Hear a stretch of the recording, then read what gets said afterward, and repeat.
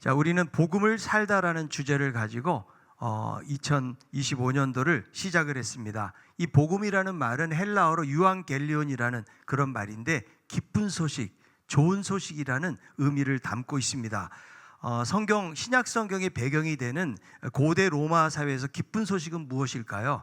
로마 사회에서는 황제가 신적인 존재로 여겨졌고 전쟁에서 승리를 하거나 아니면 새로운 황제가 즉위를 할 때 유앙겔리온, 복음이라는 그런 말을 사용을 했습니다. 그래서 이 복음이라는 것은 단순히 개인적인 기쁨을 말하는 것이 아니고 평화와 번영의 도래를 알려주는 역사적인 메시지로 사용이 된 것입니다. 자, 그렇다면 성경에서 복음은 무엇일까요? 구약에서는 하나님이 이스라엘 백성들을 구원하시고 하나님의 통치가 회복된다는 그런 의미에서 복음이라는 말이 사용되어지고, 신약에 와서는 바로 구약에서 약속된 메시아, 바로 예수 그리스도가 이 땅에 오셔서 하나님 나라를 선포하고 도래가 되는 부분들에 대해서 말씀하신 것이 바로 복음입니다. 그래서 이 복음이라는 것은 세상의 왕이 주는 승리나 정치적인 평화의 소식이 아니고 바로 하나님의 아들 예수 그리스도가 오심으로 말미암아 영원한 구원과 승리를 주시는 것이기 때문에 세상에 있는 기쁜 소식과는 차원이 다른 것입니다. 자, 우리들도 이 세상을 살면서 기쁜 소식을 접하기도 하죠. 여러분들에게 복음, 기쁜 소식은 무엇입니까? 우리가 살면서 여러 가지 기쁜 소식을 갖게 되어지는데, 자, 남편이 승진한 거 복음 아닙니까? 그죠? 사업이 잘 됐어, 이거 복음입니다. 또 건강검진을 했는데 아무 이상이 없고 몸이 건강하다, 이것도 기쁜 소식이라고 말할 수가 있습니다. 혹은 자녀들이 바라던 학교에 들어가거나 혹은 좋은 직장에 취직을 한 거 복음이죠. 또 집을 새로 장만을 했으면 복음이고요. 갑자기 생각지도 않은 돈이 생겼다든지 땅을 사두었는데 이것이 왕창 올랐다든지 이런 모든 것들이 복음이라고 말할 수가 있는 거죠. 그럴 때 우리들의 마음이 흐뭇하고 기뻐하게 되는 것입니다. 그런데 그런 소식들은 그렇게 오래가지 않는다는 거예요. 제가 전에 사역지에서 이제 교회에 가서 도착을 해서 주차장에서 내려서 걷다가 거기서 돈을 10,000원을 주었습니다. 10,000원이 뭐 1,000원은 줄 수 있는데 10,000원이 지금으로 따지면 5만 원 이상 되는 정도의 가치를 가지고 있기 때문에 제가 10,000원을 보는 순간 얼마나 기뻤는지 몰라요. 10,000원을 확 이제 해서 주머니에다 집어넣고, 그리고 제가 이제 카페를 들렸는데 그 집사님에게 자랑을 한 거예요. 제가 지금 주차장에서 돈을 10,000원을 주었다고 그랬더니 그 집사님이 하시는 말씀이 자기가 조금 전에 10,000원을 잃어버렸다는 거예요. 그래서 시간을 따져보니까 한 5분 지난 거예요. 소식이 이렇게 오래가지 않는다는 거죠. 여러분, 아무리 좋은 것도 한번 경험하고 나잖아요. 그러면 행복감이라는 것이 점점 감소하게 된다는 거예요. 이것을 심리학이나 행복 연구의 중요한 개념인데요, 쾌락 적응이라는 말을 쓰죠. 그래서 좋은 일이 있을 때는 행복감이 급격하게 상승하지만, 그러나 시간이 지나면서 점점 행복감이 감소되고 이전의 수준으로 돌아가게 된다는 거예요. 인간의 뇌는 변화를 감지하잖아요. 적응하도록 설계가 되어 있기 때문에 아무리 좋은 것도 오래가지 못한다는 거예요. 내가 새 집을 샀으면요, 거기서 2달, 3달 살잖아요. 그러면 어느덧 이전에 살았던 거하고 별 다를 바 없이 사람들은 느끼고 살아가게 된다는 겁니다. 저는 제 방에 오는 분들에게 주로 제가 커피를 타주거든요. 우리 교육자들도 그렇고 성도님들도 커피를 타드리는데, 처음에는 담임 목사 커피 타주니까 너무 고맙고 황송해서 커피가 너무 맛있대요. 그러다가 자꾸 타주다 보니까 먹어도 고맙다는 말도 안 해요.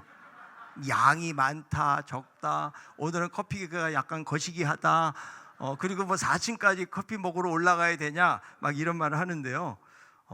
우리가 좋은 것도 점차 적응이 된다. 여러분들은 신강교회가 좋은 교회라고 생각하십니까?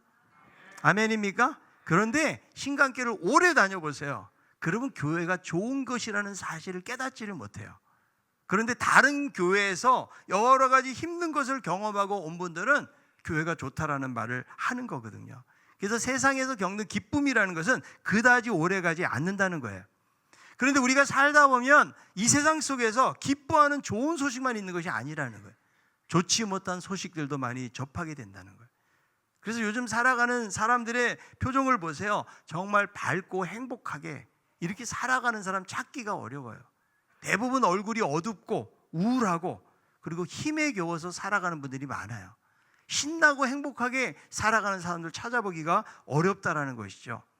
자, 모세도 그렇게 고백을 하죠. 광야 40년을 지켜보면서 인생을 무엇이라고 표현합니까? 고생과 슬픔, 수고와 슬픔뿐이다 라고 말을 한 것처럼 우리가 사는 인생이 참 힘들고 어렵다라는 것입니다. 자, 이런 인생을 살아가는 우리들에게 진정한 소망이라는 것은 무엇인가? 그것은 물질이 아니라는 거예요. 사람도 아니라는 것입니다. 내가 세상에서 누리고 나를 안정되게 만들어주는 그것도 아니라는 거예요. 바로 예수 그리스도가 우리의 소망이에요. 왜냐하면 우리의 진정한 구원자가 되시기 때문에 그래요. 그래서 이 복음은 바로 예수 그리스도를 통해서 얻게 되어지는 구원의 소식이에요. 자, 예수님은 이 땅에 의인을 구하러 온 것이 아니고 우리와 같은 죄인들을 구원하러 오셨다. 이것을 복음이라고 말을 하는 것입니다. 자, 오늘 이 말씀을 보면 우리가 구원받는 원리에 대해서 말씀해 주고 있는데 누가 구원을 받고 영생을 누리게 되는가에 대해서 주님이 말씀해 주고 있어요. 근데 많은 경우에 교회를 다니면서도 복음에 대한 확신을 갖지 못하고 다니는 경우가 많이 있다는 거예요. 자, 여러분들은 예수님을 믿습니까? 예수님 믿습니까? 여기 한 명도 아멘 안 할 사람이 없을 정도로 다 믿는다고 그래요. 근데 우리는 교회를 다니는 거를 예수 믿는다라고 착각하기 쉽다는 거죠. 그래서 막상 이런 고민할 수 있다는 거예요. 내가 과연 구원받을 수 있을까?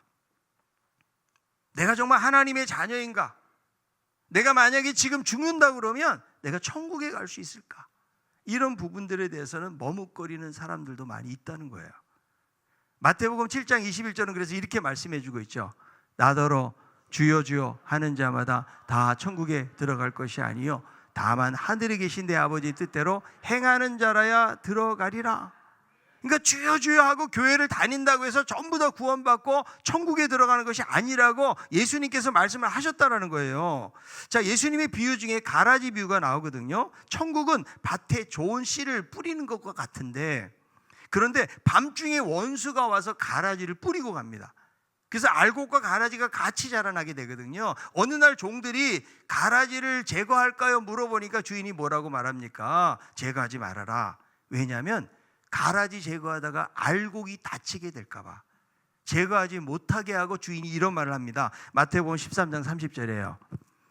둘 다 추수 때까지 함께 자라게 두라. 추수 때에 내가 추수꾼들에게 말하기를 가라지는 먼저 거두어 불사르게 단으로 묶고 곡식은 모아 내 곡간에 넣어라 하리라. 그러니까 주인이 뭐라고 말씀하는 거예요? 알곡과 가라지가 추수 때까지 그냥 함께 있게 하겠다는 거예요. 이것은 우리에게 무엇을 시사해 주는 것입니까? 우리가 한 공동체의 교회 안에 있다고 할지라도 여기에 다 구원받는 것이 아니라는 사실을 우리에게 보여주고 있는 거예요. 자, 우리가 이렇게 예수 믿으면 다 구원에 이르러야 되지 않을까요? 나는 그래도 나름대로 애쓰고 예배드리고 하나님 섬긴다고 하는데 우리가 주님 앞에 갔을 때 마태복음 7장에 있는 것처럼 나는 너희를 모르겠다. 만약에 주님께서 우리에 대해서 이렇게 말씀하신다면 얼마나 안타까운 일이 되는 것인가. 우리가 복음으로 살아가기 위해서는 무엇보다도 구원에 대한 바른 확신을 가져야 돼요. 그래야 복음으로 살지 않겠어요? 자, 누가 구원을 받고 누가 영생을 얻게 되어지는가? 자, 이 말씀의 배경은 베데스다 연못가에 있는 38년 된 환자를 치유하신 사건과 관련해서 안식일 논쟁으로 이어지는데 여기에 대해서 예수님을 신성 모독자로 정죄를 하고 죽이려는 유대인들에게 성부 하나님과 자신과의 관계에 대해서 선포하는 말씀이에요. 그러니까 예수님의 자기 선언이 이 말씀 속에서 나오고 있는데, 자, 특별히 요한복음을 보면 예수님이 자신이 누구인지에 대해서 말씀하세요. 이걸 헬라어로 에고 에임이라고 그래요. 나는 뭐뭐이다. 나는 나다. 여러분, 출애굽기에 보니까 모세에게 하나님 누구라고 설명합니까? 나는 스스로 있는 자다. 그게 에고 에임이에요. 그래서 이 요한복음을 보니까 예수님께서 나는 생명의 떡이다. 세상의 빛이다. 양의 문이다. 나는 선한 목자다. 나는 부활이고 생명이다. 나는 길이요 진리고 생명이다. 나는 참포도나무다. 이렇게 7가지 선언이 나오는데 이것이 예수님의 정체성과 사명을 드러내주는 핵심 말씀인 것이죠. 자, 여기서 예수님은 자신이 바로 하나님이라고 선언하고 있는 거예요. 자, 당시 종교 지도자들은 예수를 한낱 인간으로 보고 있지만 예수님은 자신을 하나님이라고 말씀해 주고 있기 때문에 이 선포되어지는 말씀이 바로 하나님의 말씀인 거예요. 자, 오늘 요한복음 5장 24절을 다시 한번 읽어봅니다. 내가 진실로 진실로 너에게 이르노니 또 나 보내신 이를 믿는 자는 영생을 얻었고 심판에 이르지 아니하나니 사망에서 생명으로 옮겼느니라. 자, 하나님이 베푸신 구원을 얻기 위해서는 어떻게 되는가? 첫째, 예수님의 말씀을 들어야 돼요. 먼저는 주님의 말씀을 들어야 돼요. 구원을 받기 위해서는. 그래서 내 말을 뭐하고? 듣고. 자, 주님의 말을 듣지 않으면 주님의 양이 아닌 거예요. 그러니까 주님의 양이 아니면 주님의 말씀을 들을 수가 없는 거죠. 여러분, 이단에 속해 있는 사람들은 이단에 있는 교주의 말을 목자처럼 듣고 따라가는 거예요. 여기 말을 전혀 듣지를 않아요. 왜? 예수님의 양이 아니면 그렇다는 거예요. 그러니까 하나님의 자녀는 자신의 목자의 음성을 듣게 된다라고 말씀해 주고 있다는 거죠. 자, 요한복음 10장 4절 5절에요.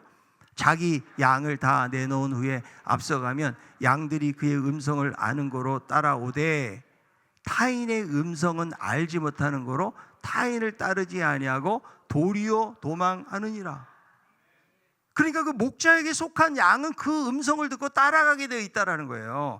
자, 우리 아이들이 어렸을 때요, 강아지를 저희 집에서 한 3달 정도 키운 적이 있어요. 이 강아지의 문제는 뭐냐면 주인의 말을 잘 못 알아들어요. 그래서 한 3달 정도 키웠는데 얘를 바깥에 데리고 나가자면 오락으로 와야 될 거 아니에요. 자꾸 다른 데로 가는 거예요. 그래서 키우다 보니까 되게 열받아요. 그리고 이 개가, 이 강아지가요, 계속 짖어대는 거예요.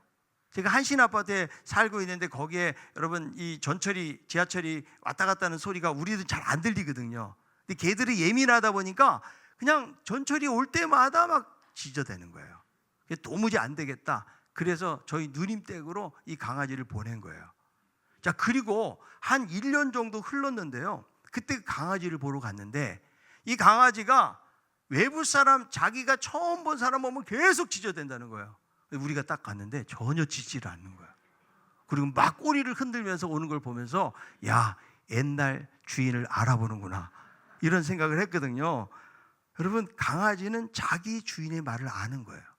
그래서 부르면 따라가는 거죠. 우리들도 주님의 양이면 주님의 말씀을 듣게 되었다는 거예요. 자, 우리가 주님의 말씀을 들어야 될 이유가 무엇인가? 로마서 10장 17절이에요. 그러므로 믿음은 들음에서 나며 들음은 그리스도의 말씀으로 말미암았느니라. 그러니까 믿음의 출발점은 어디예요? 들음에서 시작이 되는 거예요.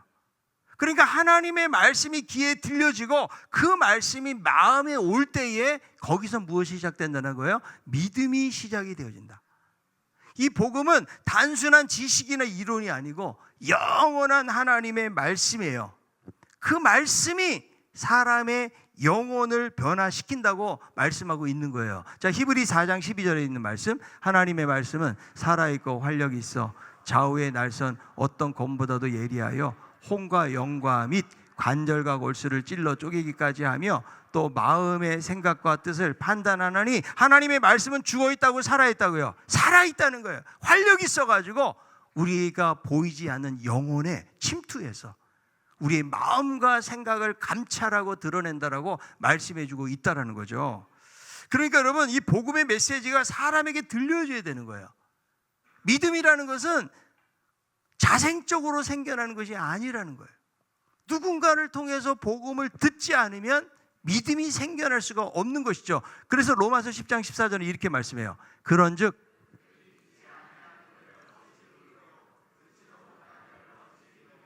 전파하는 자가 없이 어찌 들으리요? 여러분, 주의 말씀을 듣는 자가 구원을 얻게 되는 거예요. 그러니까 듣지 않으면 무엇도 없다? 믿음도 생기지 않는 거예요. 하나님의 말씀을 들을 때에 생명의 역사가 나타나고 살아나는 역사, 변화되는 역사, 회복의 역사가 나타나게 될 줄로 믿습니다. 자, 예수님이 진실로 진실로 말씀하는데 이 진실로라는 말은요, 헬라어를 보면 아멘이라는 말이에요. 우리는 기도 끝날 때 아멘 하지만 예수님은 시작할 때 아멘 하셨어요. 내가 아멘 아멘 너에게 말한다, 이런 말씀이에요.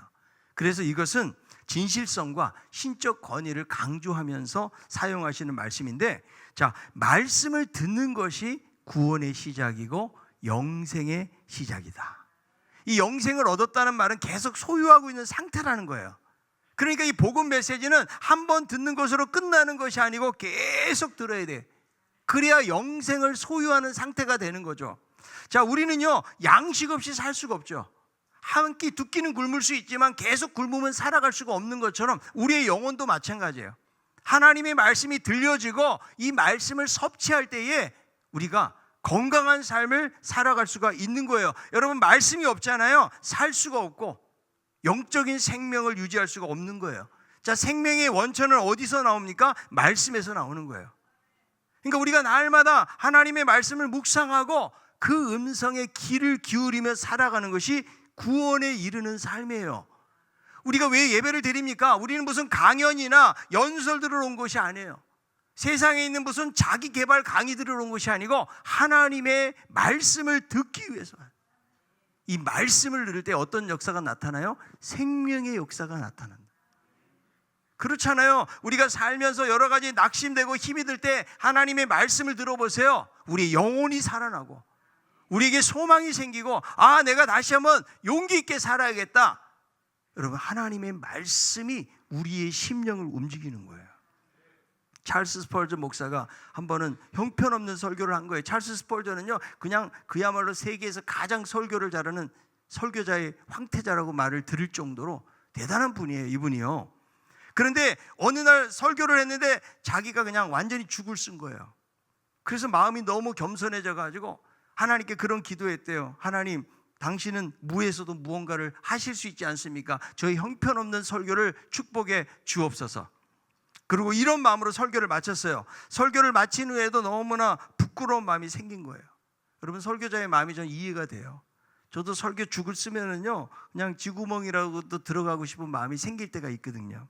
그래서 그 다음 주에는 지난주에 설교를 보상이라도 하듯이 멋진 설교를 했어요. 사람들의 막 반응도 너무 좋았어요. 자신도 굉장히 흡족해하면서 속으로 생각했대요. 야, 지난주보다 이제 많은 사람이 주를 영접할 거라고.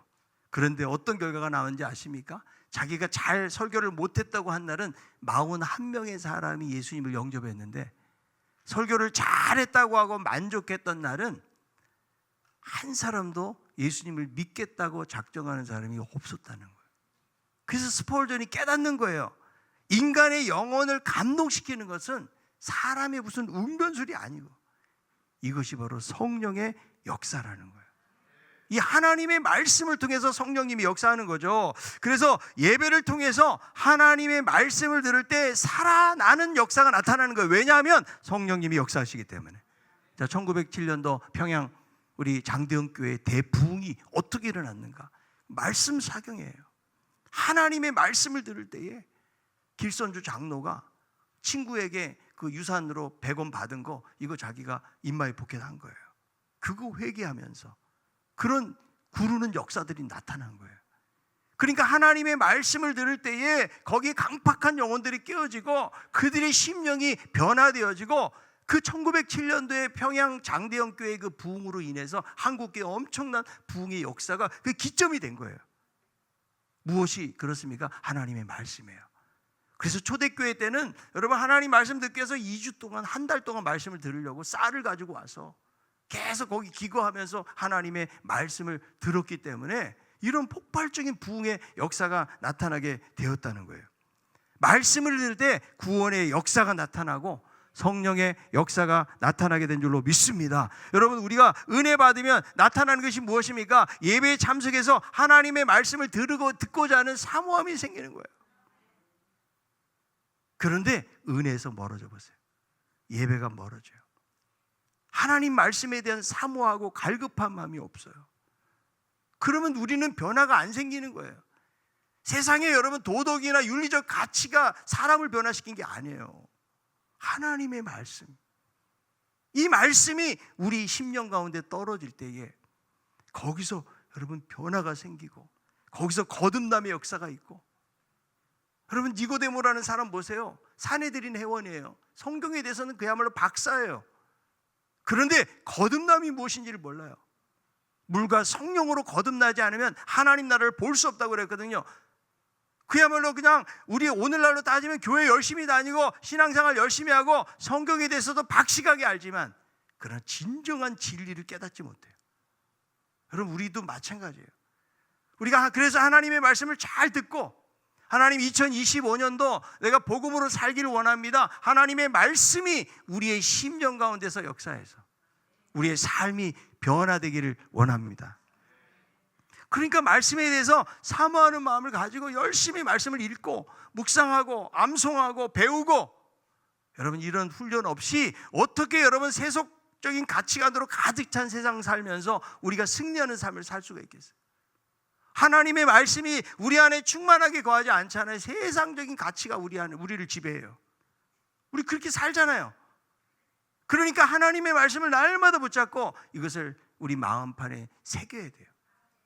청년이 무엇으로 행실을 깨끗게 하리까? 주의 말씀을 따라 삼갈지니. 하나님의 말씀, 내가 주께 범죄하지 않기 위해서 하나님의 말씀을 내 마음에 두었나이다. 여러분, 그냥 교회 예배만 참석하는 것만 가지고는 우리 삶이 변화될 수가 없어요. 날마다 하나님의 말씀을 내가 받고 듣고 묵상하고 말씀을 연구하고 말씀을 가까이 할 때, 그럴 때 변화되는 역사가 있는 거예요. 수많은 인생의 두려움, 시험, 어려움, 그거 이길 수 있는 방법은 하나님의 말씀이에요.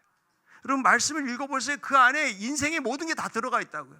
내가 낙심될 때, 내가 절망하게 될 때, 내가 우울해질 때, 내가 두려움에 빠져 있을 때, 그때마다 하나님의 말씀이 우리에게 말씀해주고 있기 때문에 이 말씀을 여러분 들어야 된다는 거예요. 말씀을 듣는다는 것은 무엇을 말해요? 순종하는 것을 말하는 거예요. 그냥 고개만 끄덕이고 지적으로 나 은혜 받았어, 이게 아니라는 거예요. 자, 청종이라는 말이 무엇입니까? 단순히 듣는 행위가 아니고 이해하고 따르겠다는 말이에요. 하나님 말씀에 귀를 기울이고 그 뜻을 따라 행동하는 거예요. 여러분, 부모들이 자녀들에게 잔소리한다고 애들이 들어요? 잔소리 막 늘어나도 안 들어요. 그러니까 우리가 여러분 말씀을 듣고 귀로만 듣고 은혜 받았다 그러고 그냥 살면 이건 말씀을 듣는 게 아니라고요. 들은 말씀을 가지고 하나님, 내가 이 말씀대로 살기를 원합니다, 이런 간절함을 가지고 이게 듣는 거예요. 하나님의 자녀들은 말씀을 듣고 따라가는 거예요. 이게 여러분 구원받는 사람이 증명되어지는 거예요. 자, 하나님 앞에 나와서 예배드리는 날, 여러분 믿는 사람들이 증명되어지는 게 뭐예요? 하나님 앞에 나와서 예배하고 말씀을 듣는 거예요. 그러나 하나님의 사람이 아닌 사람들은 세상으로 나가는 거예요. 여러분, 주일날 갈라져요. 예배를 통해서 내가 하나님께 나오는지 세상으로 나아가는지, 내가 무엇을 쫓아가는지, 우리는 날마다 말씀을 듣고 말씀대로 따르는 삶이 바로 구원받는 자의 삶이라는 것을 성경이 보여주는 거예요. 두 번째는 하나님을 믿어야 돼요. 나를 보내신 이를 믿는 자라고 그랬는데, 예수님 보낸 분이 누구예요? 바로 성부 하나님이죠. 하나님을 믿을 때 구원에 이르게 되어지기 때문에. 자, 우리가 구원에 이르는 것은요, 우리의 행위나 노력 때문이 아니에요. 자, 갈라디아서 2장 16절 한번 읽어보도록 하겠습니다.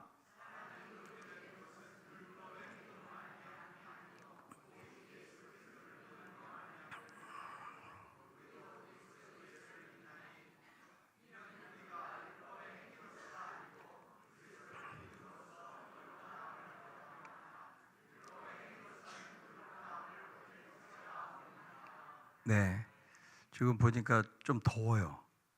여기 준비하시는 분들은 뒤에서 계시면 제 얼굴이 빨개지면 덥다는 소리예요.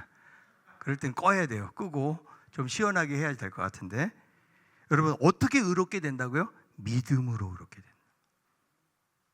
자, 인간 스스로가 만약에 노력으로 되면 하나님 없이 가능한 거 아니에요. 그러니까 하나님을 안 믿는 세상에 있는 타 종교들은 전부 다 노력으로 된다고 이야기하는 거죠. 선행을 하고 수양을 쌓고 내가 공로를 쌓으면 이것이 구원에 이르게 된다라고 이야기하는데, 그러나 죄인인 인간은 스스로 노력으로 구원에 이를 수가 없다는 거예요. 자, 물에 빠진 사람이요, 자기 머리카락을 붙잡는다고 빠져나올 수가 없어요. 우리 인간이 안 되니까 하나님의 아들이 필요한 거예요. 자, 사도행전 4장 12절은 이렇게 말씀합니다. 다른 이로서는 구원을 받을 수 없나니 천하 사람 중에 구원을 받을 만한 다른 이름을 우리에게 주신 일이 없음이라. 다른 이로는 구원을 받을 수가 없다는 거예요. 오직 예수 그리스도를 통해서 구원받는다라고 말씀했죠. 자, 성경은 의인은 없나니 하나도 없다. 모든 사람이 죄를 지었음에 하나님의 영광에 이르지 못하게 된다는 거예요. 그래서 인간 스스로가 구원이 안 되니까 하나님이 자신의 아들 예수 그리스도를 이 땅에 보내셔가지고 죄의 대가를 지불하게 하심으로 우리로 하여금 구원에 이르게 하셨다. 자, 세례 요한은 예수님 보고 뭐라고 말해요? 세상 죄를 지고 가는 하나님의 어린 양이라고 말씀하고 있죠. 우리에게 예수님이 필요한 거예요. 예수님만이 진정한 구원자가 된다고 성경은 말씀하는 거죠. 내가 곧 길이요 진리요 생명이니 나로 말미암자는 아버지께로 올 자가 없느니라. 진정한 길이라는 거예요. 유일한 길이라는 거예요. 생명이라는 거예요. 진리라는 것입니다. 이거를 여러분 붙잡아야 돼요. 그래서 하나님에 대해서 믿음을 갖는다는 것은 예수 그리스도가 하나님이시라는 거예요. 그분이 나를 위해서 십자가에 죽으시고 그리고 부활하심을 믿는 거, 예수님을 믿는 것이고 하나님을 믿는 거예요.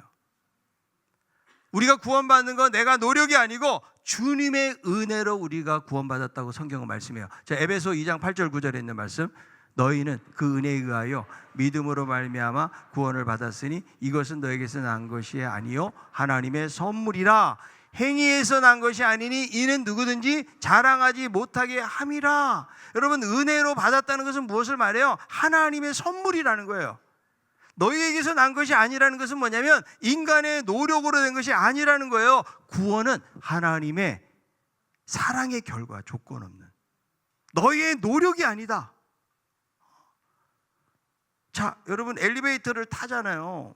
어떻게 무거운 그 쇳덩어리가 올라갑니까? 단추를 누르면 그냥 올라가지 않아요?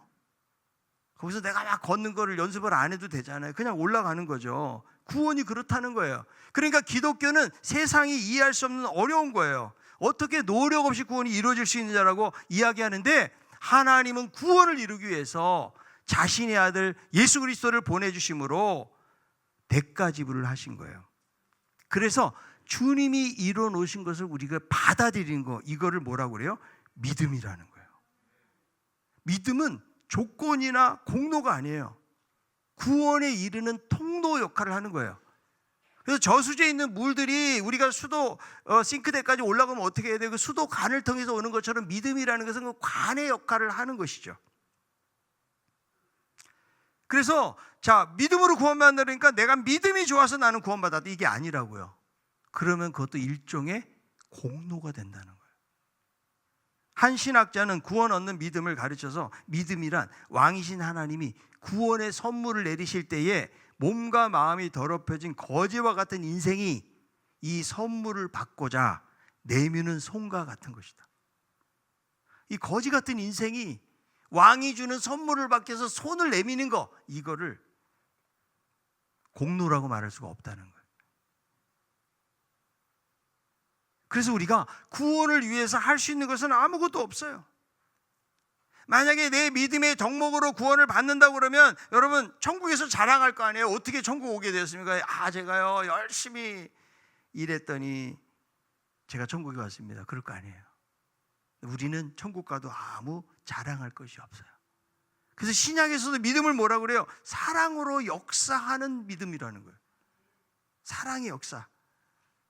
그래서 이 믿음은 단순한 지적인 동의가 아닙니다. 삶의 전적인 의탁과 신뢰를 말하는 거예요. 우리가 구원받은 것을 자신의 감정을 믿거나 어떤 신비한 체험을 말하는 것이 아니에요. 오직 그리스도가 나의 주님이시다, 나의 주인이시다, 내 삶의 주인이시다. 영접하는 자, 곧 그 이름을 믿는 자에게 하나님이 자녀가 되는 권세를 주셨다고 말씀하셨으니까 그분을 나의 진정한 주인으로 모셔드리고 그분이 나를 구원하실 것을 의심하지 않고 전적으로 의뢰하는 것. 자, 예수님의 말씀을 듣고 나 보내신 이를 믿을 때에 어떤 일이 일어납니까? 영생을 얻었고 심판에 이르지 아니하나니 사망에서 생명으로 옮겼느니라. 이미 사망에서 생명으로 옮겨진 거예요. 그러니까 여러분, 영생이라는 것은 내가 죽어서 나중에 죽음 이후에 그때 영원히 누릴 영원한 삶이 아니고 이미 예수 그리스도를 믿음으로 말미암아 영생을 소유하고 있는 거예요. 영원한 삶을. 자, 옆에 있는 분에게 당신은 예수님 때문에 이미 영생을 소유하고 있습니다. 이게 복음이라고요, 여러분. 예수님을 믿는 순간 어때요? 이미 사망의 권세에서 벗어났어요. 완료. 완전히 벗어나게 된 거예요. 더 이상 사망이 우리를 지배할 수가 없다는 거죠. 자, 우리가 살면서 제일 무서운 게 뭐예요? 제일 무서운 게 뭡니까? 죽음 아니에요. 그런데 성경은 뭐라고 말해요? 이미 사망의 문제가 해결이 되었다. 아멘? 당신은 한 3개월밖에 못 삽니다. 그런 말 들을 때 어떻게 해야 돼요? 할렐루야. 그때 할렐루야가 나와야 돼. 이게 천국을 믿는 거 아니에요? 아니, 난 천국 믿고 나 예수님 믿고 하나님 자녀 됐다고 그렇게 고백하다가 막상 그런 일을 닥치고 나면 우리는 두려워해요. 물론 여러분 본능적으로 여러분 한 번도 안 가본 데를 가니까 두려움 있잖아요. 그럼 믿음은 바라는 것들의 실상이요 보이지 않는 것의 증거이기 때문에 하나님이 나를 버리지 아니하시고 나에게 주님을 믿는 자, 이런 영원한 영생을 주신다. 심판에 이르지 아니한다. 사망에서 생명으로 옮겨졌다고 말씀해 주고 있기 때문에 이거를 확신하고 나아가는 것이 중요한 거예요. 여러분, 이 복음에 대한 확신을 가질 수 있겠습니까? 자, 예수님이 말씀하시죠. 예수께서 이르시되 나는 부활이요 생명이니 나를 믿는 자는 죽어도 살겠고 무릇 살아서 나를 믿는 자는 죽음을 영원히 죽음을 보지 아니하리니 내가 이것을 믿느냐.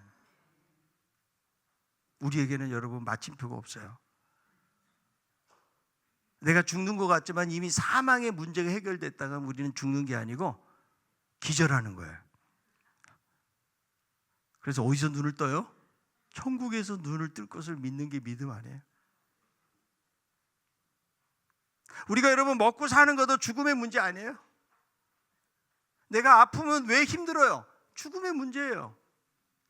그러나 이 문제를 해결해 줬다라고 성경이 말씀해 주고 있기 때문에 그것도 은혜로, 내 행위가 아니고 내가 열심히 살아서가 아니고 나 같은 죄인을 구원하신 예수 그리스도의 은혜로, 그게 복음이에요. 그런 기쁜 소식으로 우리가 구원을 받았기 때문에 우리는 감사하는 삶을 사는 거예요. 아, 나는 이미 이제 천국 가고 난 구원받았고 나는 천국에 대한 티켓이 있으니까 나 아무 걱정 없어. 그냥 죄 많은 세상 그냥 대충 살자. 여러분, 그거는 하나님 우리에게 원하시는 삶이 아니에요. 이렇게 아무런 자격도 없는 우리들이 구원받았으면 내가 어떻게 살아야 되는가? 구원받은 자처럼 사는 거예요. 그게 하나님의 구원을 두렵고 떨림으로 이루어가는 거예요. 여러분, 주님은 막 변덕이 많으셔가지고 우리의 여러분 삶을 보시면서 아유, 너 정말 형편없구나, 너 안 되겠네, 너 두고 보자. 우리는 자식들에게 두고 보자라는 말 쓰잖아요. 하나님도 두고 보시긴 하지만 우리를, 그러나 왔다 갔다 하시는 분이 아니라고요. 갑자기 막 하나님이 변덕스럽게 그냥 구원하기로 작정하셨다가 그냥 내가 작정하지 마라 이렇게 변하시는 분이 아니라고요. 왜냐하면 에베소서 보세요. 창세전에 우리를 선택하셨기 때문에 그걸 우리는 믿음으로 받아들이는데, 믿음조차도 무엇이라고? 선물이기 때문에 예수님을 듣고 믿는 자에게 영생 주시고 심판에 이르지 않게 하시고 사망에서 생명으로 옮겨오신다는 이 분명한 확신, 이것을 가지고 살아가는 우리들 모두가 되기를 바라요. 그래 우리가 복음으로 살 거 아니겠어요? 아니, 교회는 수십 년 다녔는데도 복음에 대한 확신이 없고 내가 하나님의 자녀인가 아닌가, 내가 천국에 가는가 못 가는가, 이거에 대한 확신 없이 산다 그러면 얼마나 억울하고 안타까운 일이에요. 이미 주님이 구원을 이루어 놓으신 거예요. 우리는 그것을 믿음으로 받아들이고 이제는 하나님의 자녀답게 어떻게 사는 거예요? 은혜에 보답하고 응답하는 삶을 사는 거예요. 구원에 이르는 사람처럼 하나님의 말씀을 듣고 순종하고 살아가는 거예요. 그리고 하나님을 믿되 그냥 단순히 지적인 동의가 아니에요. 전적으로 그분을 의탁하고 신뢰하면서 믿음의 삶을 살아가는 것을 통해서 하나님의 영광이 드러나고, 그게 바로 천국 백성, 복음으로 살아가는 삶의 모습인 것을 기억하면서, 자, 2025년도를 복음으로 살아가는 우리 모두가 되기를 바랍니다.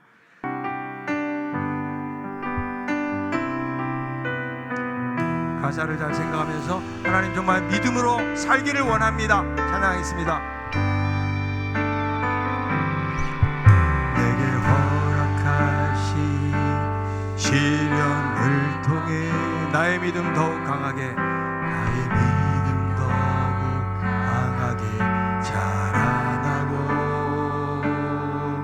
험한 산과 골짜기 지나는 동안 주께 더 가까이 나를 이끄시네. 내가 겪는 시험이 어렵고 힘겨워 내 주님보다 더 크지 않네. 내 주님보다 크지 않네. 내 바다가 갈라지지 않으며 주가 나로 바다 위 걷게 하리. 나는 믿네. 나는 믿네. 주의 능력으로 내 삶 새롭게 되니. 나는 믿네. 주의 능력으로, 주의 능력으로 담대히 나가리라. 주와 함께 싸워 승리하리라. 날마다 믿음으로 나 살아가리. 나는 믿네. 나는 믿네. 주의 능력으로, 주의 능력으로 내 삶 새롭게 되리. 나는 믿네. 주의 능력으로 담대히 나가리라. 주와 함께 싸워 승리하리라. 날마다 믿음으로 나 살아가리. 내게 허락하신 시련을 통해, 내게 허락하신 시련을 통해 나의 믿음도 강하게 자라고 강하게 자라나고 험한 산과 골짜기 지나는 동안 주께 더 가까이, 주께 더 가까이 나를 이끄시네. 내가 겪는 시험이 어렵고 힘겨워 내 주님보다 크지 않네. 내 주님보다 크지 않네.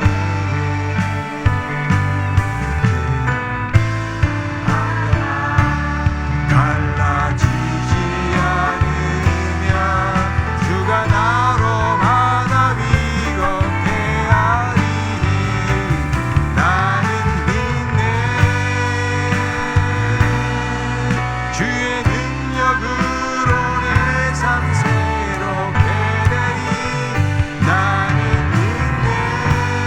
주의 능력으로, 주의 능력으로 담대히 나가리라. 주와 함께 싸워 승리하리라. 날마다 믿음으로 나 살아. 한 번 더 손을 나는 믿네. 나는 믿네. 주의 능력으로, 주의 능력 내 삶 새롭게 되기를 원합니다. 나는 믿네. 나는 믿네.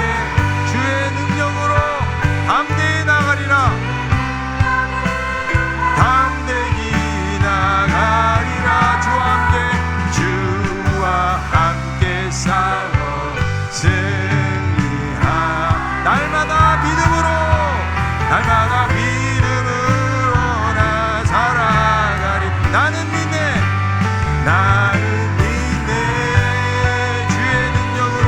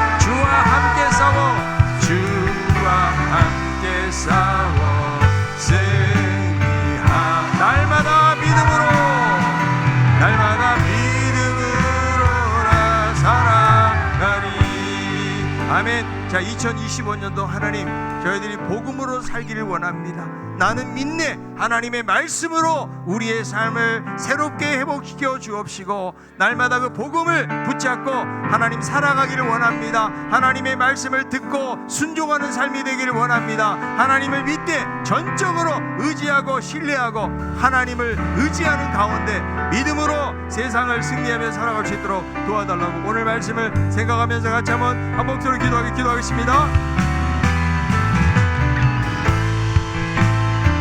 하나님 아버지, 은혜를 감사합니다. 하나님 아버지, 우리는 믿습니다. 하나님의 말씀으로 우리의 영혼을 새롭게 하여 주옵시고, 하나님 죽은 자가 살아나게 하시고 병든 자가 건강해지게 도와주시고, 날마다 하나님 말씀 가운데서 아버지 복음을 붙잡고 살아가기를 원합니다. 아버지, 이제 교회를 다니면서도 하나님 믿음에 대한 확신 없이 다니는 분들 없습니까? 오늘 이 시간에 내 말을 듣고 또 나아버리신 이를 믿는 자는 영생 얻었고 심판에 이르지 않고 사망의 생명으로 끝나고 말씀하셨사오니 주여, 주의 은혜와 능력으로 우리를 붙들어 주셔서 하나님 아버지 복음으로 살아갈 수 있도록 우리의 삶을 붙드시고 우리를 인도하여 주시기를 간절히 바라보기 원합니다. 여러 가지 하나님이여 시련을 통해서도 우리의 믿음을 강하게 하여 주옵시고, 주님께 더 가까이 나가게 하시고, 여러 가지 경쟁 시험이 힘들고 어려워도 주님이 우리를 인도해 주실 줄로 믿습니다. 이런 믿음으로 살아갈 수 있도록 아버지 우리를 붙들어주시기 원합니다. 하나님 아버지, 나는 믿습니다. 주의 말씀으로 우리들을 새롭게 하여 주시옵소서. 2025년도 하나님 복음으로 살아가기 위해서 하나님 아버지, 저희들 예배하고 하나님 말씀 붙잡고 나아가기를 원합니다. 복음의 강력한 능력이 우리의 삶 속에서 넘쳐나게 하여 주시옵소서. 하나님의 말씀을 아버지 듣고 그 말씀에 순종하는 삶이 되기를 원합니다. 아버지 하나님이여, 교회를 다니면서도 믿음 없이 다니는 분들은 없습니까? 다시 한번 이 시간에 하나님 아버지, 주님이 그 마음의 문을 열어주시기를 원합니다. 그래서 루디아가 하나님 마음을 여실 때에 바울의 말에 청종했던 것처럼 하나님의 말씀이 들려지게 도와주시고 말씀대로 살아갈 수 있는 은혜를 허락하여 주시옵소서. 주님을 의지하되 하나님 지적인 동의가 아니고 전적으로 그분을 신뢰하고 의지하면서 우리가 믿음으로 살아갈 수 있도록 하나님 도와주시옵소서. 하나님, 나를 믿고 또 나 보내신 나를 또 듣고 나 보내신 이를 믿는 자에게 영생 얻었고 심판에 이르지 아니하고 사망에서 생명으로 옮겨주셨다고 말씀해 주셨사오니, 약속의 말씀을 확실하게 붙잡고 믿음으로 담대하게 나아가는 저희들 될 수 있도록 하나님 도와주시옵소서. 하나님께서 이 나라의 민족을 하나님 불쌍히 여겨 주옵시고, 하나님이 흔들리는 대한민국을 하나님께서 붙잡아 주시옵소서. 하나님의 공의가 정의가 하수처럼 흐르는 나라가 될 수 있도록 하나님 도와주옵시고, 법과 하나님 공정과 상식이 통하는 그런 사회가 될 수 있도록 하나님 도와주옵시고, 하나님 잘 마무리되고 해결되게 하시고, 하나님이 대한민국에 나아가는 방향을 하나님이 붙드시고 하나님께서 인도하여 주시옵소서. 예수님의 이름으로 기도합나이다. 아멘. 이제는 우리의 진정한 목자가 되시고 우리의 삶의 길, 진리, 생명 되신 우리 주 예수 그리스도의 크신 은혜와 하나님 아버지의 놀라운 사랑과 성령님의 감동, 감화, 교통인도 역사하심이 하나님 주님의 말씀을 듣고 말씀대로 행하고 하나님을 믿는 가운데 놀라운 영생을 소유하고 믿음으로 이 세상을 승리하며 살아가기를 소원하는 우리 성도들 머리머리 위에 이제로부터 영원토록 함께 있을지어다. 아멘.